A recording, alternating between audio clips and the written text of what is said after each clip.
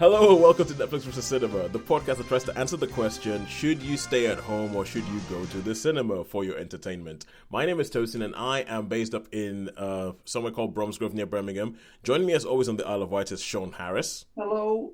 Sharon Bollen. Hello. And joining us from London, our London correspondent, it's Holly Nesling. Hello. Yes, we are the podcast where we are our manner of figuring out which one you should go to is to watch a couple of things in cinema, watch a couple of things at home, rate them all out of 5, put them up against each other, and see where our money has been better spent this week.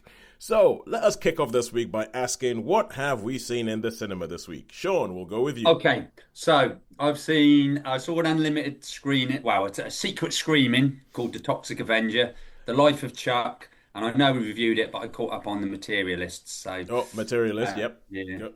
Yeah, cool. Yeah, because with that, when I saw you said Toxic Avenger, I was like, that must have been the secret thing that I got an email about saying, "Oh, do you want to come see this on Monday?" Yeah. And I couldn't go see it on Monday. I was like, "Oh, that must be what it is." Toxic Avenger. That so preview screen of that. All right, Sharon, cinema, anything? Nothing at the cinema this week. Okay, Holly, cinema. Nothing at the cinema this week. You and cinema buddy Steph are falling behind. You are beginning to fall behind in your whole thing to see 52 films in 52 weeks. I'm hoping that we'll go on Sunday, and then we're just going to have to up our game. We're going to need to do some serious cinema hitting. You're going to do some serious cinema marathon binges. Okay, yes, so with that being the case, I think today we have two things in cinema because I've also seen The Life of Chuck in cinemas, and so we will. So, Holly, Sharon, how do you feel about representing the streaming end of things today? Yeah, sounds good. Okay. That we can do. Speaking of, so going with that, Sharon, what have you seen at home this week? I have finished watching The Count of Monte Cristo, which is a new television drama that you can stream through. It's called U&Drama. The stream through the U app because they've done a really, really weird thing with the names of the things. Which one was it? Was it U&Drama? Yeah, I think that's what it's called. I joined their free app thing, so I watched it through their ad-free streaming site. Because that's all the things that used to be like UK Gold. Like there was UK Gold, Universal, UK Drama. and Drama, and all sorts of things like that. They're all squeezed together. There's quite a lot of new sort of appy type things because on you got Foursome, which is quite good. I've been watching. They got a load of 70s movies and British thing. It's called Foursome, FAWNSOM, and it's free. They're free, but they're all like 1970s films. You can get Brit dramas. And, all right. Yeah. Well, yeah, because that is apparently a problem. The problem is that a lot of mainstream streamers do not seem to have much stuff that's made before 1980. No. Like if you're trying to find a black and white movie on Netflix, you're going to struggle to find a black and white movie. So they seem to have sort of like there's all these niche things that have to go. If you want to see anything with Gene Kelly in it, you have to go to some sort of niche streaming thing. So it's called Foursome TV, and it's got like what have they got this week? The Road to Galena, Line of Duty, Coyote Lake, Blind Dating, Drive, Angry. So all of these, and they're all free. Mm-hmm. Action, horror, western, comedy, thriller, sci-fi, is it LGBT, whatever they call it. Yeah, the thing is, I actually got a Google Chromecast or like a Chromecast with Google TV or whatever it is they call it, and that came on with an app that was just called Old Movies. Right. And that was the thing. And it was an app on there that was just called Old Movies, and you click on it, and I think what it does is that I think it sort of collates. You know how sometimes on YouTube you have all these old movies I just put up for free because apparently nobody cares. Yes, and it's gone through YouTube and it's just collected all these old movies, and you can go on there, you can just click on this app called Old Movies and go, oh, okay, cool, yeah, haven't seen that one, and it's so some interesting stuff there. All right, cool. So Count of Monte Cristo on U&Drama, which it's just so unwieldy to say. I don't understand why it doesn't trip off the tongue. Does not. And it's A, unwilling to say, and B, it's totally unmemorable. So it's like, well, anyway, we'll get on Count of Monte Cristo. And Holly, what have you seen at home? I have seen The Snowgirl on Netflix. Okay, now that is one of those titles. Like for instance, last week you came up with Gator Creek, and straight away you were like, okay, this is That's gearing not up to what it's called. this is gearing up to be a one-star film. Now, the Snowgirl, that's one of those titles I'm like, I have no idea. This could be good, it could be terrible. It could be Scandi, it could be American. It is Spanish. Ooh, all right, cool. A Spanish series. A Spanish series. Oh, we don't do those that often. All right, cool. So, Life of Chuck and Toxic Avenger. All right, and so let us kick off as we always do in cinema, and let us talk the Life of Chuck. So I'm going to, surprise, I'll do most of the talking here. So the Life of Chuck, this is a Stephen King, it's based on a Stephen King novella. So it's a Stephen King adaptation, and now the current king of Stephen King's adaptations, whether be it on TV or on screen, is Mike Flanagan. So he did Gerald's Game, he did Dr. Sleep. The guy, he knows what he's doing when it comes to Stephen King adaptations. And this is based on a novella, and it's told in 3 parts. So the big thing about this is that, like, if you've seen the poster, you see Tom Hiddleston's face as some guy called Chuck, and it's like, it's based in 3 parts. Tom Hiddleston only shows up in one of these parts, quite frankly. He only shows up in one of these parts, and it's told in reverse order. So Act 3 starts off, and in Act 3, you have it's led by Chiwetel Ejiofor and Karen Gillan, and it is essentially you're in an apocalyptic setting, but it's not like, it's not a histrionic hypothesis. It's not like everybody going, oh my god, the world's ending, or anything like that. It's a very sort of like by the by. It's kind of like, do you remember the film Don't Look Up? That was on Netflix about the end of the world with a meteor coming with Leonardo DiCaprio. It's kind of like, imagine you're in that world. And so Chiwetel Ejiofor plays a teacher who's trying to teach these students, but each day fewer and fewer students are coming to class because they say California is falling into the sea. The internet keeps breaking in and breaking out, and people are like, is it going to be gone for good? And in the middle of all this whole thing, where people are slowly beginning to realize, like, Karen Gillan plays a doctor who is in a hospital. They call themselves the Suicide Squad because most of the people who are in the hospital are people who have attempted to kill themselves. And little by little, the hospital just keeps getting emptier and emptier and emptier.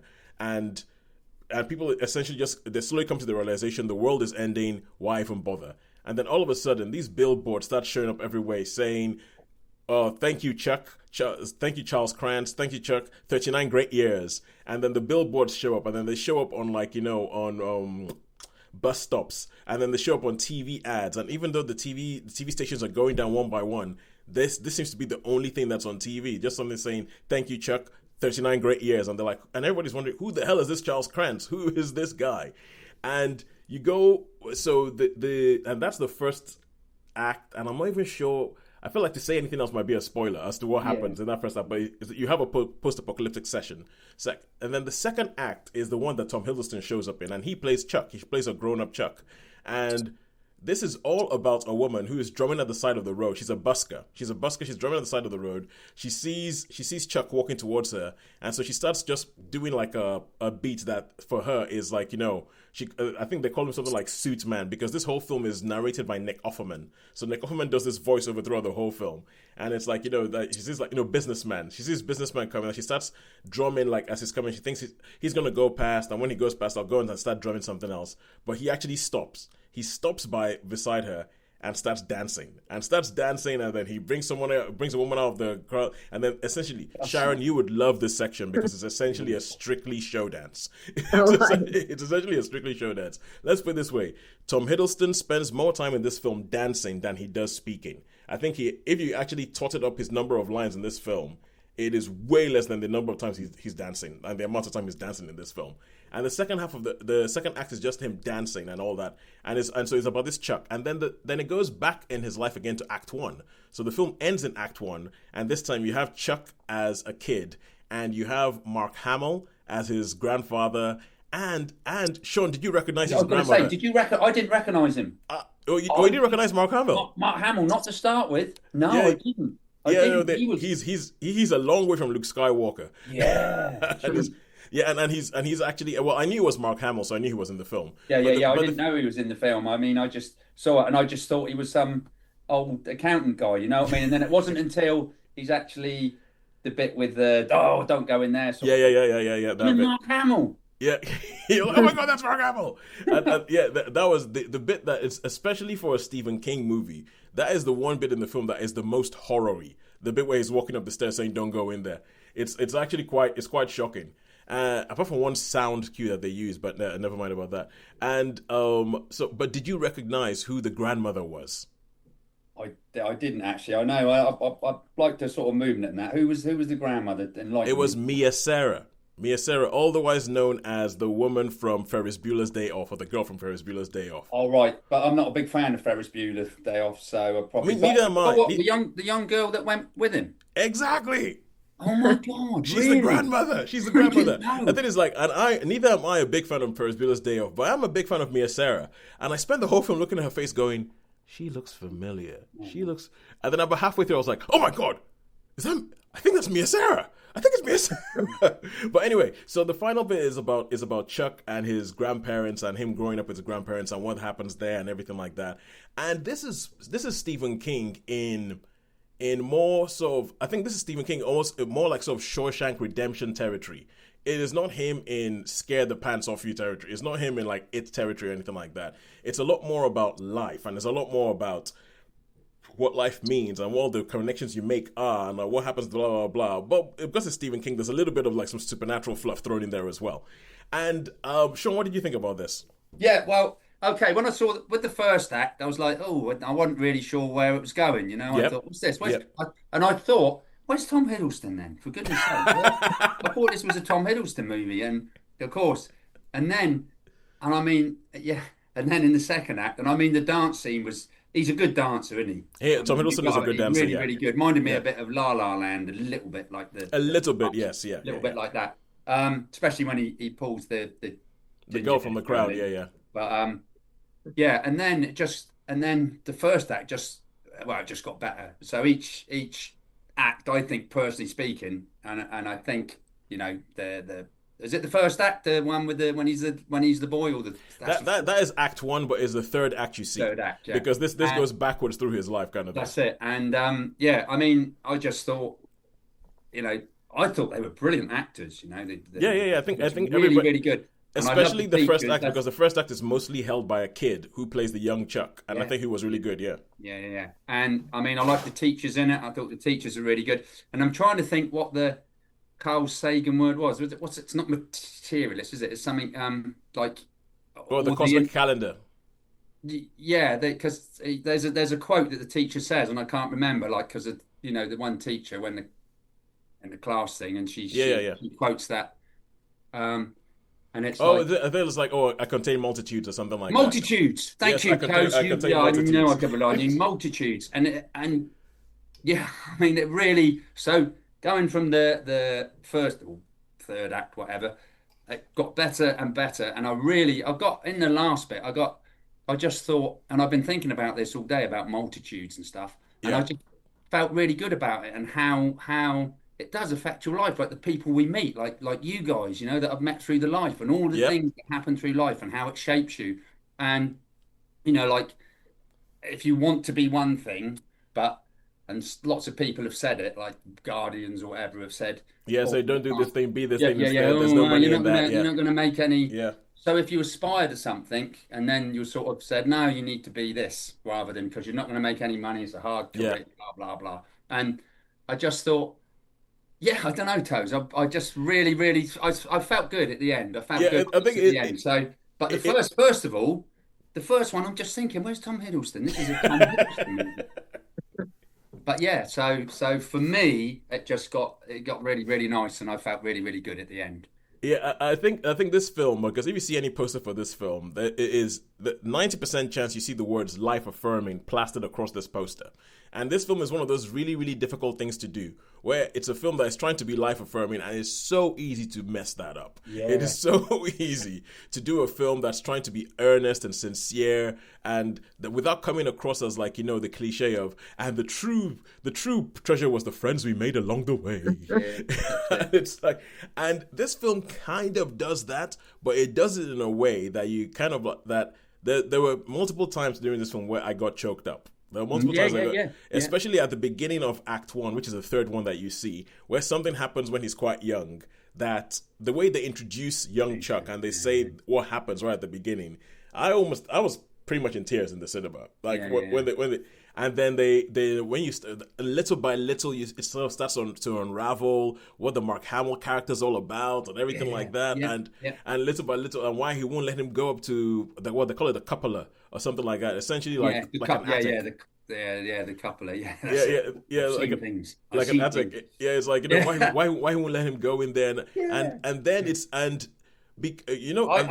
big question that Shaun was asking us, where's Tom Hiddleston in the first act of the film? The film leaves it up to you to figure out why the heck he's not in the first act, and what the heck the first act that you see is actually all about, and what is actually going on there. I think at the end, they do explain, but you can still sit down and you can have like long philosophical, deep conversations as to, so what exactly was going on in the first act of the film? Oh, yeah. Yes, and I think it keeps having. There's a bit where Mike Flanagan has a little cameo himself. The director actually shows up in the film. They have all these different people. You have like Matthew Lillard shows up, and all these great actors who just show up for 5 minutes. 5 minutes. 5 minutes. And it is well acted, and as I say, it's brilliantly. Carl Lumbly shows up as the old guy who he meets on the bus stop. Oh my god, yeah. But anyway, so carry on. No, that's fine.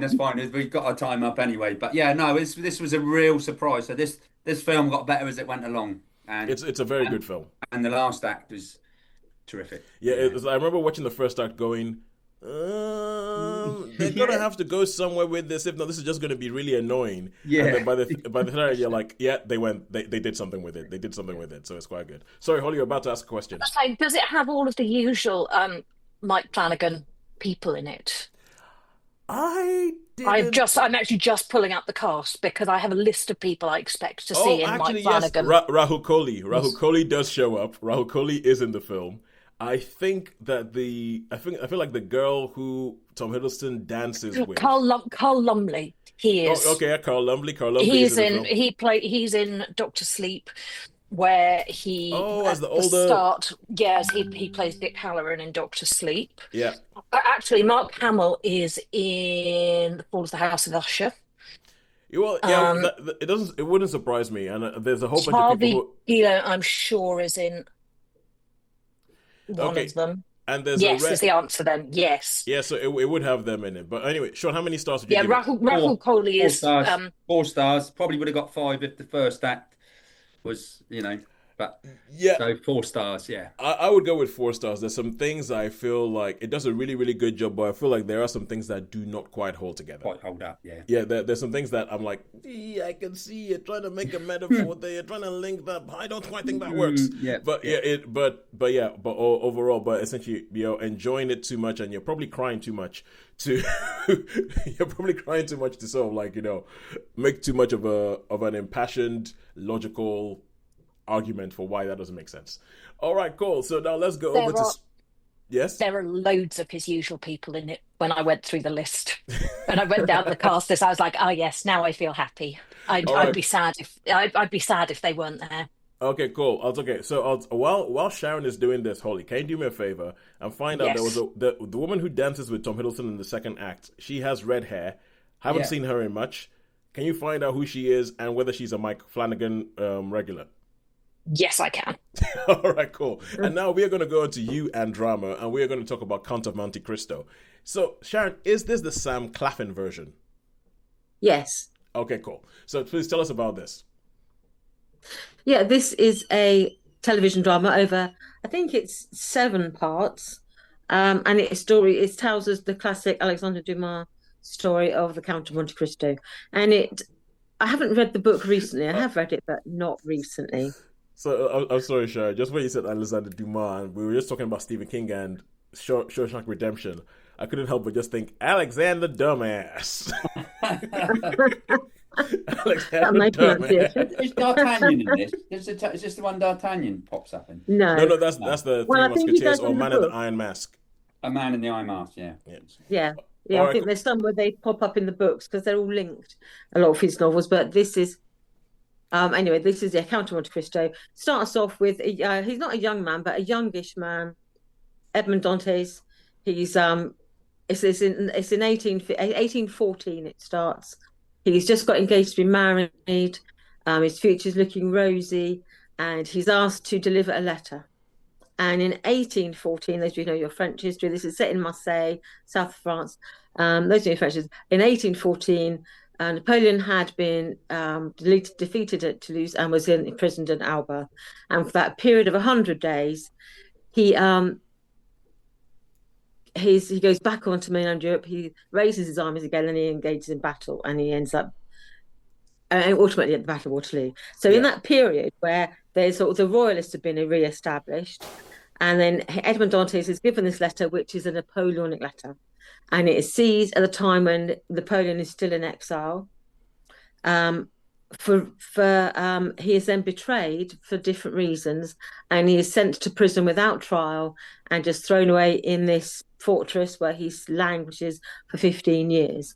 Even though during that time Napoleon then becomes emperor, and he appeals saying, his family appeals saying that, he was convicted of being sort of treason for, wasn't convicted, but he's imprisoned essentially for treason, but now Napoleon emperor, can't you let him go? And they're saying, well, no, actually the emperor's been defeated, so he's still treasonous because you've missed your opportunity. Anyway, he spends 15 years in jail. He gets out he escapes from this fortress, and he escapes with a treasure map, and he finds this enormous wealth, this hidden treasure, and he sets himself up as this enormously wealthy Count of Monte Cristo, and then he sets about enacting a revenge against the three people he holds most responsible for imprisoning him and the loss of these 15 years. So the beginning 2 episodes is like his arrest, his imprisonment, his time, his incarceration.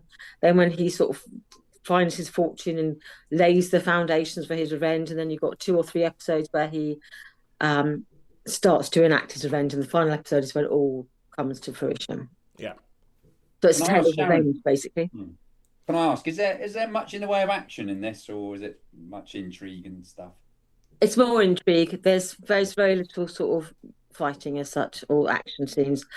Yeah, no, there's the odd duel, but nothing I would say that you'd say was an action sequence. Yeah, well, the weird thing with this is, I'm not sure if you guys have the same thing as I do, that where I hear the Count of Monte Cristo, and it's such a famous title. I know it's about revenge, and I feel like I should know that. But when I actually think about it, I actually don't know anything about this story. I know he gets in prison. I know he escapes. I know he wants revenge. That's all I know. I don't know how it ends. I don't know any of the other characters in the book besides the Count of Monte Cristo or Edmond something do Arantes or something like that. Yeah. So you said you read the book but a long time ago.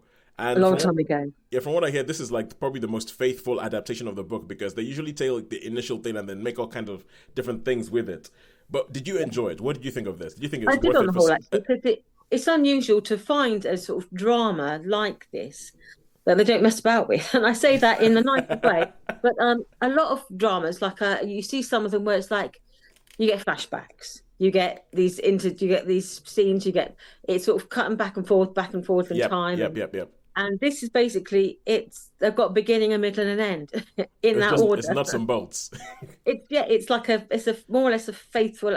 Without having read the book recently, it felt more like a representation of that work, or as faithful as you can get. With sorts of modern sensibilities.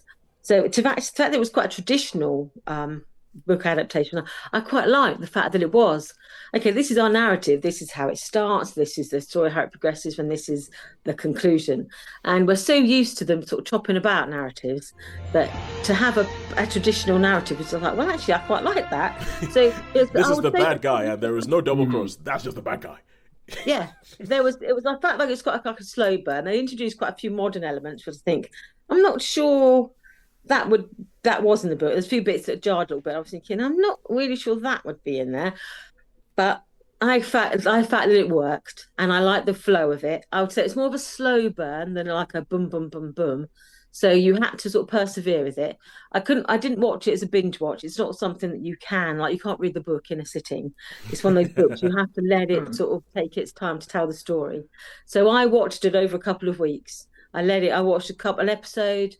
I never watched. I think I watched the most was 2 episodes back to back. Most of the time, I just watched one.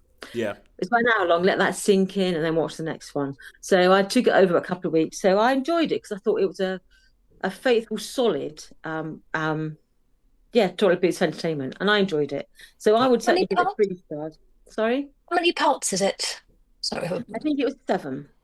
Okay. Okay. All right. So how many stars would you give it? So I'd definitely give it 3 stars. I think at moments it would going up to a 4, but at other moments it's all dipped when I was thinking, I'm finding the pace a little bit. But I thought on the whole, balancing all that out, I would say it's a solid 3. I'd enjoy it. Wouldn't set the world on fire, but it was certainly a nice piece of entertainment. And it was an international cast, largely European cast. But you sort of hear these different accents and the different, obviously, actors well known in their own culture. So, but no, I thought it was good, well worth watching, and I enjoyed it. Yeah. Oh, once I heard this on U&Drama, I'm going to be like, yeah, they're gonna try and save some money and probably cast people that are not known outside of the countries that they're in. Yeah, so I think that of all the people in it, we would recognise a few English actors. Nicholas Farrell, I think, popped up in there, and there's a few sort of character actors, but the biggest name we would know is Sam Claflin as the Count. Just out of interest, Sharon, you probably know this. Was there a film with Richard Chamberlain in the 1970s? Yes, he did it in the 70s, and there was one in the 90s as well with Jim Caviezel. I think with that's it. He was Jim in it as well. Toes gets him all the time. Jim Caviezel in the wake of the Passion of the Christ, he did Count of Monte Cristo. Yeah, with Jim Caviezel. Yeah. And I think the Abbe Fauré, I think, is the one. The mad long-haired guy who's also in prison. He was played by Jeremy Irons. So it's the first thing I've seen him in something for a long time, and he was very good in his sort of that role of gravitas and an experience. Yeah, essentially, Jeremy Irons has now become just sort of like gravitas in a can. There we go. Yeah. Have some gravitas. That's it. We need elder statesman actor. He has achieved elder statesman status. With me, the Count of Monte Cristo. The first time I actually heard about it, there was a cartoon. Which, thinking back on it, bears absolutely no resemblance to the actual story that we randomly got episodes of in Nigeria growing up in the 80s. We would get, and it was one of these things where we would regularly have like 4 episodes, or maybe like a 10-episode series, and we would only ever get those 4 episodes. That would just repeat over and over again and never see the end. But anyway, it's like watching MacGyver in Zimbabwe in the late 80s, early 90s. Don't think I ever saw a full series, but I saw a lot of the same episodes. If anybody can ever find me the last episode of a TV show called Thunder Sub, it was a Japanese anime, I would be grateful, because we always got the second to last episode and then started again. We never got the last episode in Nigeria. All right, cool. Dear listeners, your challenge, if you choose to accept it. Your challenge, if you choose to accept it, is to Thunder Sub. Thunder Sub, yeah. It was called something else in Japanese. The problem with it is that it's called something else in Japanese. So also, yeah, speaking about listeners, I also was going to say, listeners, if there's anything that you have watched that you think we should watch, please do get in touch with us on our Instagram channel, Netflix via Cinema. I guess we're still on Twitter, Netflix via Cinema. Get in touch and tell us something that you think you've watched that we should, or something that you think we were wrong about. Anyway, and now let's go back to cinema and let's talk Toxic Avenger. One moment first. Okay, just before we do, her name is Annalise Basso. Yep. She is not a Mike Flanagan regular, but she has been in a lot of what look to be really quite crap horror films, including Ouija Origin of Evil. A film which I feel they could probably have done without making. Also in Snowpiercer. So she's done a number of things that are, recognisable, and some things that, sounds wonderful. The Girl from Nowhere, Annie, a young vampire recently returned from the dead, comes to visit her childhood love and discovers that her newfound bloodlust might be greater than the love she's carried for him through all their years apart. It is. I thought I might have recognized that, and it might have been Snowpiercer. I've seen her in, because I have seen Snowpiercer. Anyway, Toxic Avenger movie. Now, originally, I think this was Trauma who did this in the 80s or something like that, and my most sort of like the most interaction I've had with Toxie, which is what he's called, the Toxic Avenger, is in a TV show called Toxic Crusaders. Yet another cartoon. I watched a lot of those. I still do watch a lot of those. Yes. Yeah, but so tell us about this. The Toxic Avenger, unrated. Okay, yeah. So the Toxic Avenger, there was years 80s thing, Troma, the film company, which was really, really trashy and not particularly very good. That's what Troma stands way for. Back then, I didn't really bother with the Troma stuff because I just found it too like, I don't know. It was gross and low rent. Gross and low rate. So this, yeah, exactly. So this is, I mean, I'll tell you the story and then we get things. So basically, you've got Peter Dinklage. He works at this factory that Kevin Bacon owns. Kevin Bacon turns up.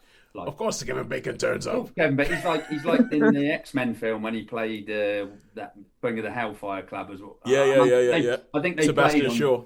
on Sebastian Shaw. Yeah. Anyway, so yeah, and Peter Dinklage is he's looking after a stepson. He's got a stepson that he looks after, and he works as just a janitor really in this waste factory that just pollutes everything. And he ends up. He goes. The doctor says, "Oh, you're going to die soon. You've got about 3 months." And it's a comedy anyway. So what happens? Yeah, I know that sounds really good, but the doctor's just like really funny. He goes, "Oh well," and I've seen the doctor in some. I've seen the doctor. He's like but I can't remember.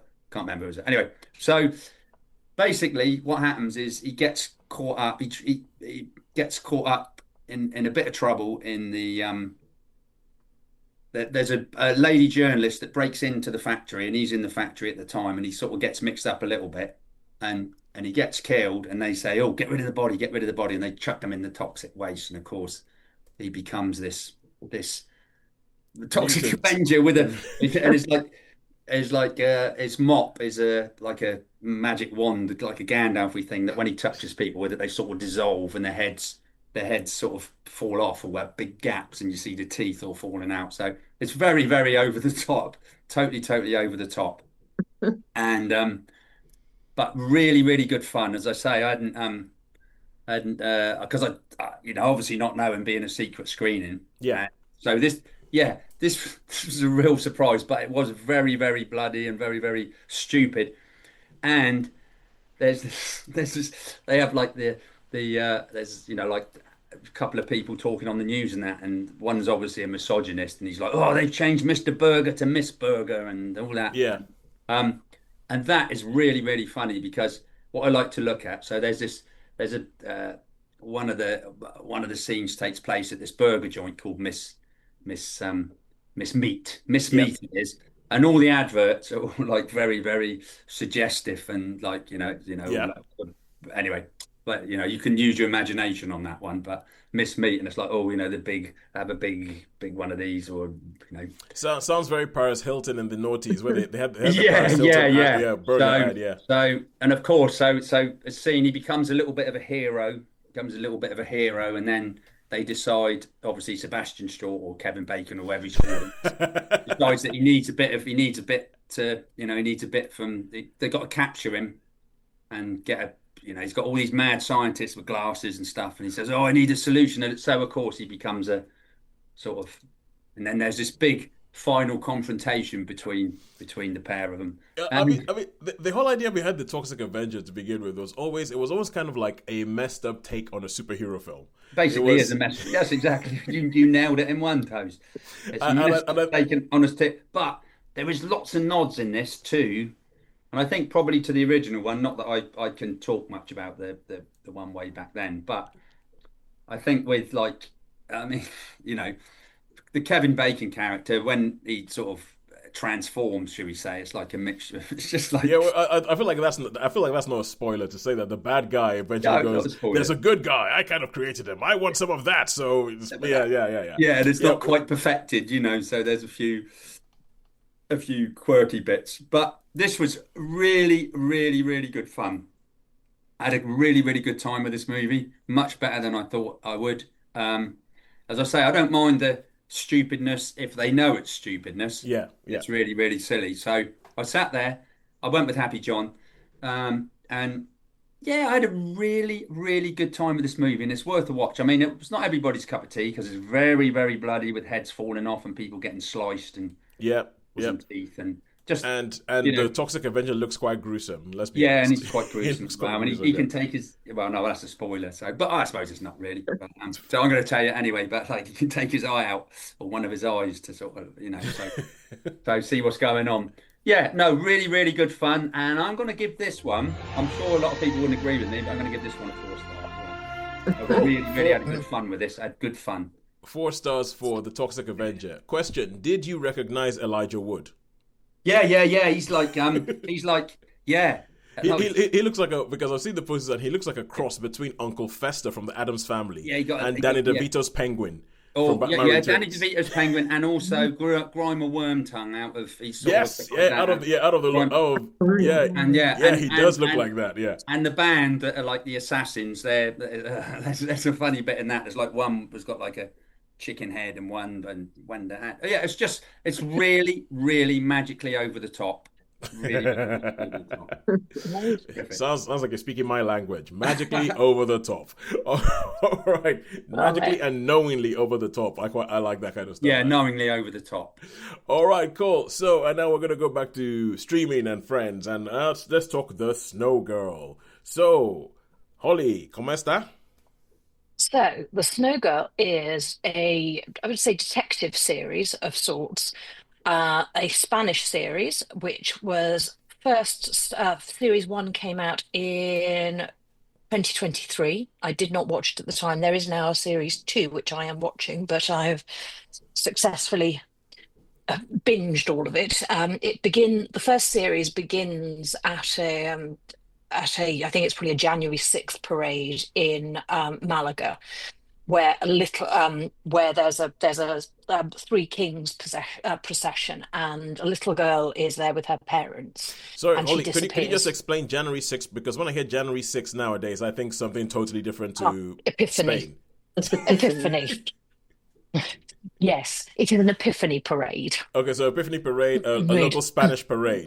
Right. It's not a satellite race It to is the not capital. no, there is no concern. Nobody is trying to overthrow anything in Malaga unless you think There's no that the Three QAnon Kings shaman. were no QAnon shaman, just Okay, good. representations of some nice men who don't want to talk to Herod again. Okay. So this little girl who is there with her parents, her father, I can't remember what she does. Her mother is a fertility doctor, and the little girl goes missing. And obviously, everybody starts frantically looking for her. You have a parallel story with a young woman who is a journalism student who gets drawn into looking at the case. Some years later, I think it's 3 years later, she received a video of the little girl playing with a doll's house, showing that she is alive. And you then proceed to have a series of 6 episodes moving between the original point in the story, 3 years later and 6 years later. Okay.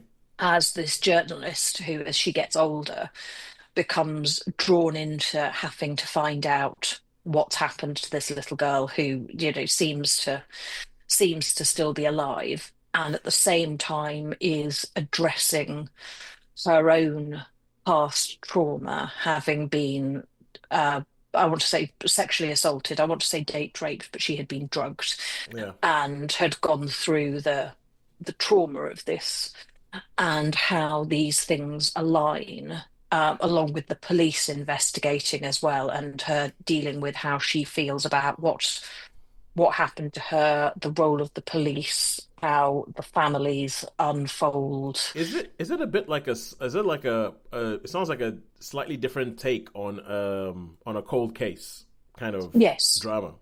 Yeah, very much so. So it's a a cold case, except it's a cold case that warms itself up again, if that makes sense. Yeah, that makes sense. So it's not a we must dig out this former event. It's this former event brings it back to our attention, though obviously the parents have never stopped looking, and nobody stopped looking for the little girl. But what do you do when, in a certain sense? But so you see the investigations at different points, but both when she first goes missing to the midpoint and to the end point, and the different characters and how they come together. I have to say it's a really very well done series. I watched it dubbed, which is, and with subtitles to deal with things that were on screen, which I know is lazy viewing, and I would be better just doing subtitles.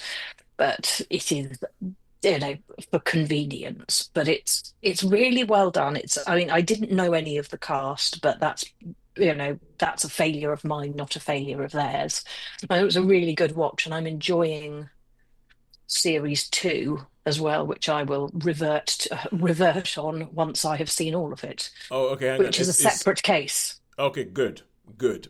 Yes, it's okay. Series 1 predominantly closes itself out. Not entirely, but enough that you're okay and you're not going, which is my usual response to things that are split into multiple parts. Yeah, because I'm gonna be honest with you, right? First of all, how many stars would you give this? I give it 4. 4. Okay, cool. 4 stars for the Snowgirl. And right, my eldest daughter is at the point where she started wanting to just watch the same thing over and over again on loop, and to go a little bit every now and then, because we're called Netflix versus cinema, we do get a little bit philosophical as to which one is better, what's the difference between them, is a TV show not just a long 8-hour movie, and what's wrong with that? And one of the things that I've found, I much prefer my daughter sitting down and watching a film than watching just endless episodes of something, because, and my wife and I agreed on this, because films have an end. They have an end. The story actually ends. And I am getting increasingly annoyed and increasingly having less and less time for TV shows that just carry on and carry on and carry on and do not have an end. Yeah. I would just like to say I have words and descriptors for Mr. Tumble, which are not very polite and use quite a lot of profanities. They're definitely not appropriate to say around small children. My word for Mr. Tumble is rich. But yeah, sorry. That also. Yeah. Sure. Yeah, no, I was just saying that I think it's a Tarantino thing, but he sort of nailed it with this TV series and that, and he said, yeah, they're good. He said they are good. He's not knocking them. They're really, really good. But they're like a soap opera, and you end up forgetting them than you would where if you see a movie and you really enjoy the movie. But with the I mean, I've watched I started watching a few things, and I just totally forgotten all about them. You know what I mean? I watched that was good. I think the Kevin Costner 90, but yeah.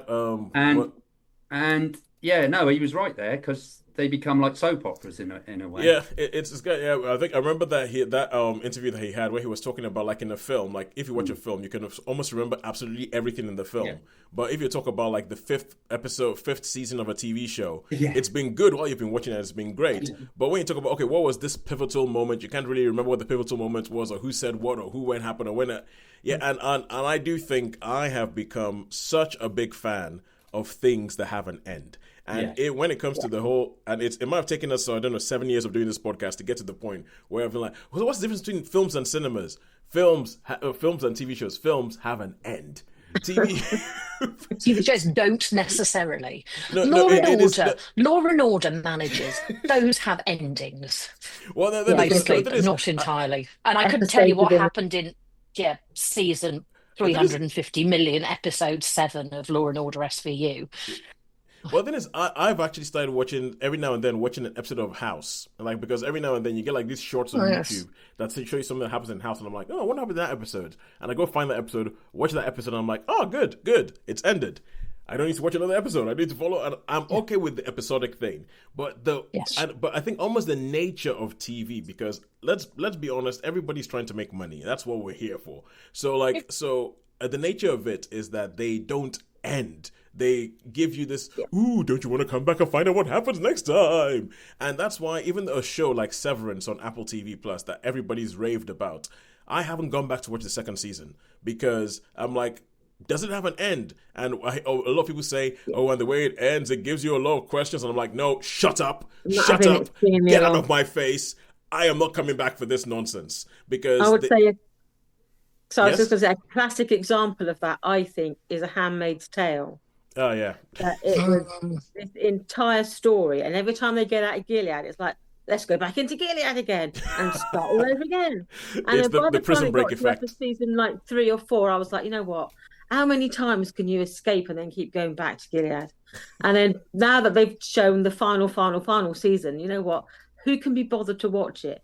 Because it's like you just can't keep going back into Gilead and then escaping again, and then you just keep retelling the same story. Yeah. And you had this amazing sort of encapsulated world that you created, and then you've just thrown all that away because you're like, well, we have some goodwill here. Let's make some goodwill. Let's make some money out of this goodwill that we've been given. I've only managed 2 series of Handmaid's Peaky Tale. Blinders, you know. I found that every episode was the same, but just different. So it was different, but like at the end, he gets away from being killed, and it was like, oh, come on, you know. So yeah. So essentially, I think we're well. I personally, at this point in time, I'm kind of like, give me something that has an end. give me something that wraps itself up.